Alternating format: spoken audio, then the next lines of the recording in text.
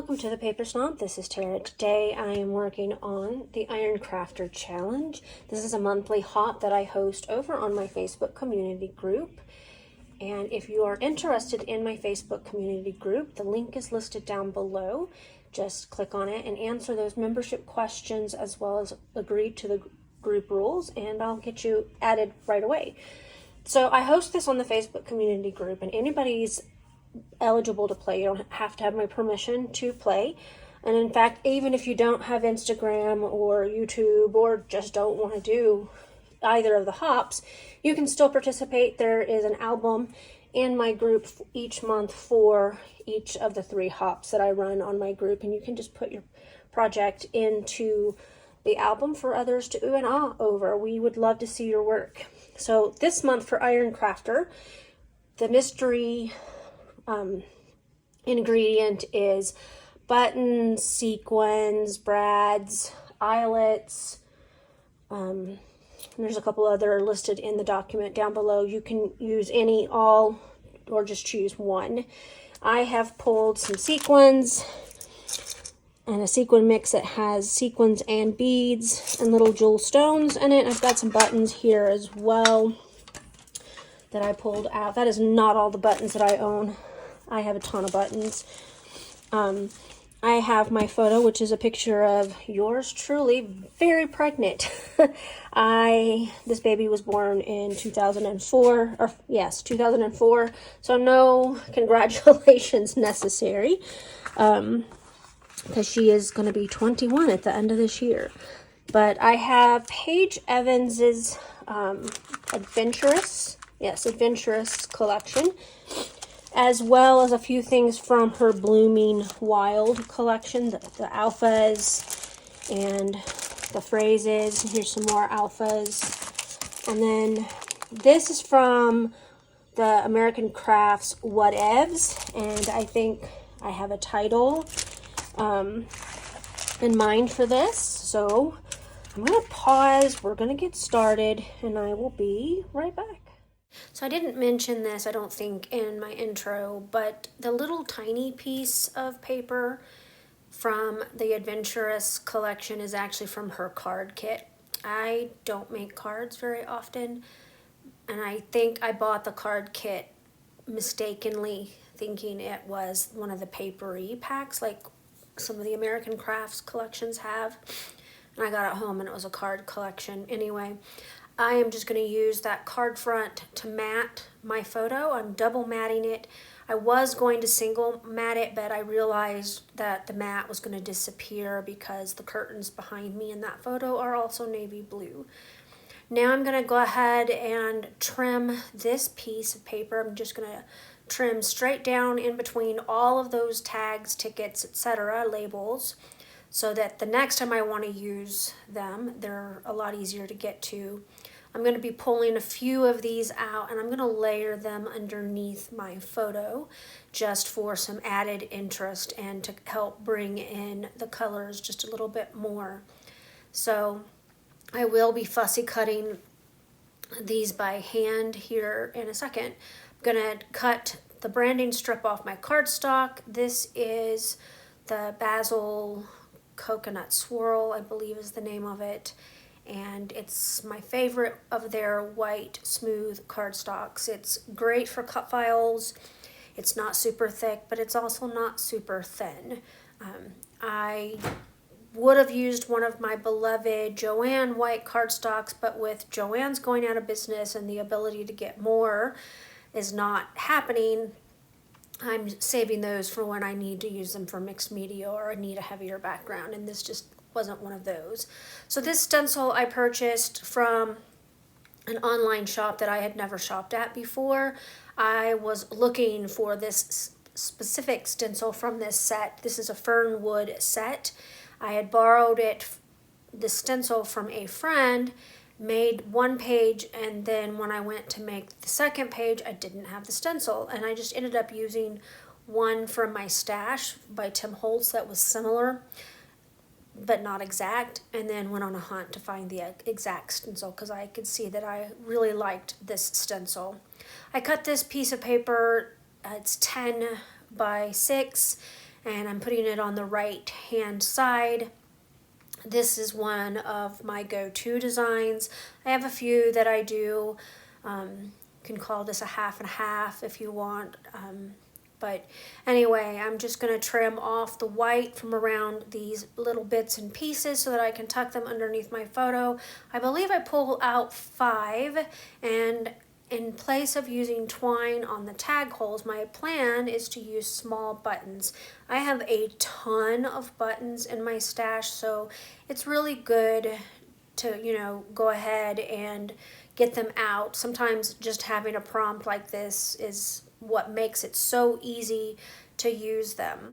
All right, I decided not to make you sit there and watch me fussy cut all of those tags that I used. I ended up with 5 at the top, and then I have 2 labels kind of laying off to the side right now. I'm going to use those for journaling. I'm going to place them right here. They don't end up there, and I'm playing with the placement of the title too. My title is going to be Radiant but Tired Vibes, and I think that is probably the anthem of every pregnant woman, especially if it's her 5th baby, which this was my 5th baby in this pregnancy. And so I loved being pregnant. I loved the way that I felt, but I was also super tired. I had a 2-year-old and a 6-year-old and an 8-year-old and a 10-year-old. I think that those were the correct ages. So I had my hands full. So at first I put that title underneath my photo, and I don't care for it, but I'm going to go ahead and follow through and just put it all there so I can decide what I'm doing. It just disappears on that pattern paper. It's just not my favorite thing. I realized that I didn't bring all of the product that I had pulled out back over, so now I am labeling or layering up a little bit more. I have a wreath, and I think that little teal piece that I stuck up near the top underneath the butterfly was actually in the card kit as well. So now I'm moving my title, and at first I put that R down, but then realized I probably need to start with the T and spell it backwards easily enough since I'd already put it down. And I didn't press down on the letters real firmly, so they come up relatively easily. And I like this much better. You can definitely read the title. It stands out. I'm going to tuck that floral piece behind the R in Radiant, and now I'm just going to continue building up some of these embellishment clusters. I'm pulling out some flower bits from the Blooming Wild collection. I have quite a bit of that ephemera in packs still unopened, so this open pack is just going to get used because I need to use up some of this stuff. I'm running out of room in the little place I keep my Paige Evans ephemera pieces, so I need to start using these up. I'm tucking some leaves here and there. I want to use a leaf up there underneath that yellow flower, but it's too close to the same color as a little piece of patterned cardstock that I stuck underneath it. And now it's kind of time for me to play with these sequins. This is a sequin mix that came with the Adventurous collection. I'm going to tell you that those little gold stars that are in it, they're evil. They're just as evil as glitter. And I spent way too many hours after creating this layout vacuuming them up and including my desk area. So what I'm doing now is I'm trying to move them off of my mat and onto my paper here with my jewel picker. This one is by Marvi Yukaida. I like it for sequins, but sometimes you'll see me bring out my Pink Fresh Studio one, which I tend to use more often. But this one was handy, so I just grabbed it. They both work well. Sometimes one will work better for a certain type of sequin versus the other one, and that's fine. I do have a second set of sequin mix, a second sequin mix out there. That one is by Buttons Galore and More, and it has little unicorn heads in it, which is adorable.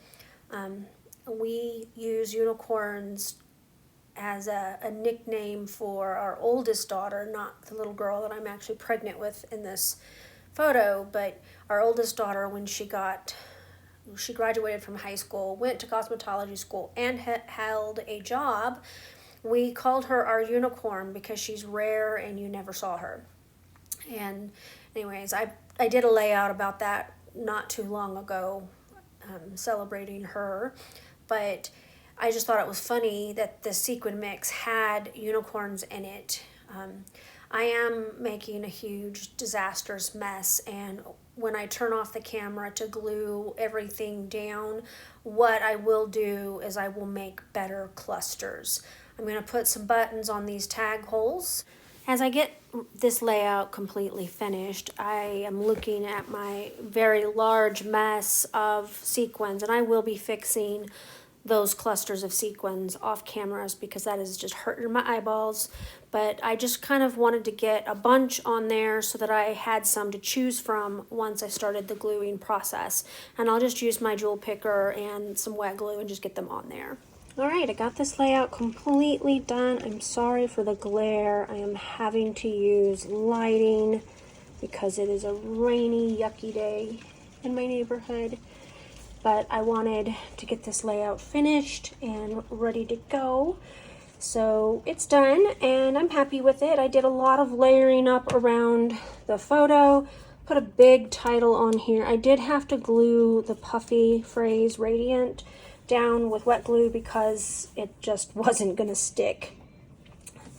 Did get several clusters of the sequins and there's a couple of these little jewels here kind of all around, and I put some buttons on there too on my tag tops rather than using twine or ribbon, and that looks pretty good. So, and of course you saw that I did some stenciling, so I'm pretty happy with the way that this turned out. I did leave a space here next to the word weeks in my journaling because I need to look up what week I was in this picture. I don't remember, and I didn't pencil it in on the back. I have a little wax pencil that I used to write things on the back photos if I needed help remembering, but I didn't do it with these, which means I've probably already scrapbooked this photo for our family album.